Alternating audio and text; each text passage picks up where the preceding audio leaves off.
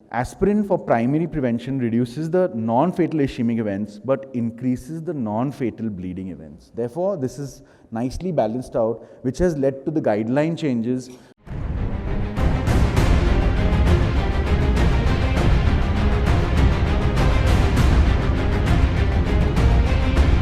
Very good afternoon to everyone, and I've been given a relatively easy talk on because of the recent trials which have come out in 2018, which have made this topic relatively non-controversial now. Now, we do know that secondary prevention of myocardial infarctions and ischemic events is very well established with the use of aspirin. And aspirin will bring down our secondary event rates by as much as 30%. So there is no doubt in that. But the problem is in terms of primary prevention. And a lot of trials have been done in the past, and now recent ones which have just come out, which do, well, sort of make it less controversial. But the primary prevention is what we will discuss today. Now, I'm going to start with discussing these two relatively older papers of 2009, which one in BMJ and one was the antithrombotic trial collaborators, which have discussed about aspirin and the role in primary prevention.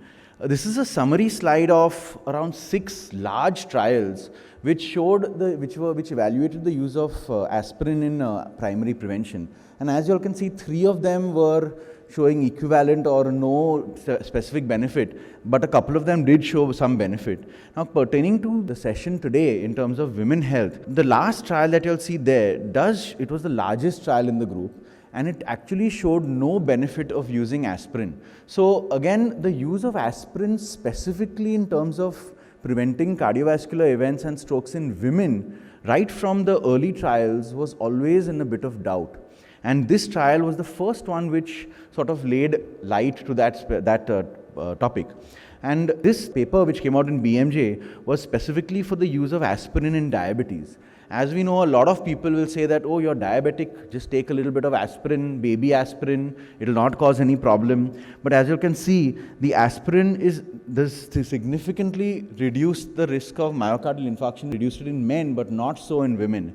So the benefit of aspirin in primary prevention remains unproven, even in diabetes, and sex is definitely an important differing factor here, where in this trial, men, it did have a benefit, but for women specifically, there was no benefit. The antithrombotic trial collaborators, these people they evaluated as many as 95,000 patients, and they showed that yes, there was a risk reduction of non-fatal MI, but this 12% reduction in vascular events was not significant. But this was counterbalanced by an increase in the rate of bleeding events. So whether aspirin is beneficial, this trial again was a negative trial in the sense that although the rate of MI was reduced, but it was counterbalanced by the rate of bleeding. And if you'll see here, the vascular events reduction was 12%, but the bleeding rates were higher by 50%. So this just shows that we have to take this with a pinch of salt. Now, in this same trial, I just want to highlight the subset analysis between men and women, where again, men, there was a slight benefit in reduction of cardiovascular events, but in women, as you can see, there was no benefit. The hazard ratio did not show a significance. And I just want to read the concluding line of this trial, which again has said that in primary prevention without previous disease, aspirin is of uncertain value as the reduction for the reduction of occlusive events. So this is again very important. Now coming to these 3 trials, which we will discuss in a little bit of detail, the ASCEND, the ARRIVE and the ASTRI, because these trials, according to me, put an end to the discussion.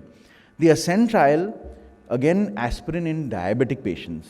15,000 patients followed up for 7 years, and the primary efficacy endpoints were the ischemic events, whereas the primary safety endpoints were the bleeding events. And as you can see here, the primary efficacy outcomes were beneficial. That means, yes, aspirin does have a beneficial role according to this trial, where it did bring down the ischemic events, but this was counterbalanced by the bleeding events. So if you look at this slide, the upper segment shows that there is a benefit in vascular events, But the lower segment shows that it's completely balanced out by the increased risk of bleeding events. Now, when you take this into the risk group, this trial, this slide shows that in your risk patients who are at low, moderate or high risk of vascular events, these are not patients who have had vascular events so far.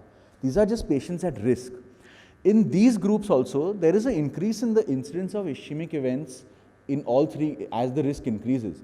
But in the third set, there was no significance between the amount of ischemic events. Whereas a very strange fact is that even the bleeding events increase as your risk increases. So the patients who are at risk of ischemic events also are at a higher risk of bleeding events. So again, subset analysis here showed the same difference. So we will see this parallel throughout my talk, where in men there is a benefit, but in women the benefit is less obvious for the primary prevention. Now, what is the summary of this trial? That aspirin reduced the risk of vascular events, but increased the risk of major bleeding, and the absolute benefit from avoiding these vascular events were largely counterbalanced by the risk of bleeding. So no group, whether it was a high risk, moderate risk or low risk, whether it was men or women, no group showed that aspirin had a significant benefit. So the first trial sort of told us that, look, don't use aspirin for primary prevention, it does not have any great benefit. This second trial was specifically designed for the moderate risk category. So this trial of around 12,000 people, the 10-year average risk of events was 10 to 20%. So the moderate risk group, and they were followed up for 5 years. The primary endpoints were practically the same. Now the results here showed that in the group of ischemic events, there was no significant difference in using aspirin over a placebo. If you all see the third group, that is the myocardial infarction, there was a significant difference in that. Like the first trial as well, that myocardial infarctions did go down, but strokes were equal and overall vascular events were equal. So it did not show any significant overall reduction in vascular events. Even the bleeding rates in this trial were practically same in both the groups. So as a summary, no overall reduction of cardiovascular events. The GI bleeds were a bit higher, but not higher than what was expected. And between the two groups, there was not much difference. So coming to the last trial, this was a trial in older people. Now again, this is another subset we keep listening to. You're above 70, you should take aspirin for prevention, it will just help. But does it really do that? This trial answered this question. People over 70 years of age, nearly 20,000 people followed up for 5 years. And again, as the last many slides have shown, no major difference in the terms of vascular events, but the risk of bleeding was significantly higher. And all these trials used the low dose aspirin, all less than 100 milligrams. So even the low dose aspirin is not bereft of the side effects of bleeding. Very important to realize that. And this again, the subgroup analysis, male versus female, lesser benefit in terms of females. So summarizing, aspirin reduces the non-fatal MI, but not the all-cause general ischemic mortality. And it does increase the rate of serious hemorrhage. Therefore, this has to be taken with a pinch of salt. That is, aspirin should not be used for primary prevention just because you're old or just because you're diabetic. And these three trials have very parallel results. Now, the limitations of these trials, we should always know what the limitations were. That the compliance of aspirin was only 60 to 70% in the groups. The proton pump inhibitors are not used commonly, which would have reduced the GI bleeding effects. And we don't know the effect of NSAIDs and alcohol on these groups, whether those are the contributors in increasing the bleeding. Another problem was that the follow-up was only up to 7.5 years in these trials. So probably these benefits may increase with time, but as of now, they are not really much beneficial. The last I want to show is a meta-analysis which was done recently in 2019, this has come out, which included around 1.5 lakh patients, similar efficacy endpoints and very similar results. No reduction in the all-cause cardiovascular events. There was a lower rate of MI and ischemic events, but counterbalanced by the increased rate of GI bleeds, especially GI bleeds.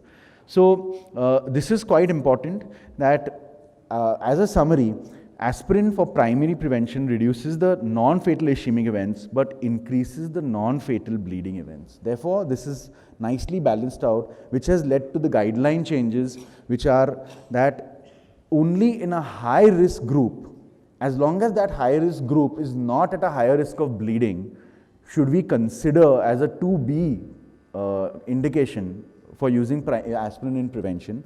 It should not be used just because you're old or not be used routinely, especially if you have a higher bleeding rate. Even in diabetics, this holds true. Only if you're at a higher risk, you should be considered, but not otherwise. So to conclude, aspirin, now that the sort of confusion should be laid at rest. For primary prevention, aspirin should not be routinely used. In a high-risk category, we may consider it, and the benefits are definitely less pronounced in women. My last slide is basically an ad which was released by Bayer, the initial company which released aspirin. The first advertisement which they said had a box like this which said it does not affect the heart. I think they were right partly. They should have probably said it does not affect the heart for primary prevention. Thank you very much.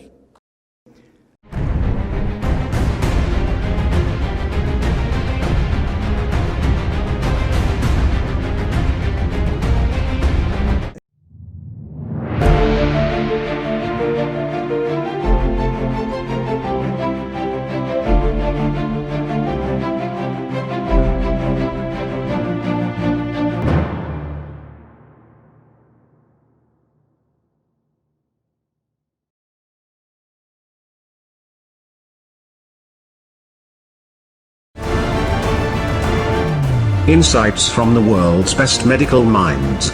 You are watching therightdoctors.com.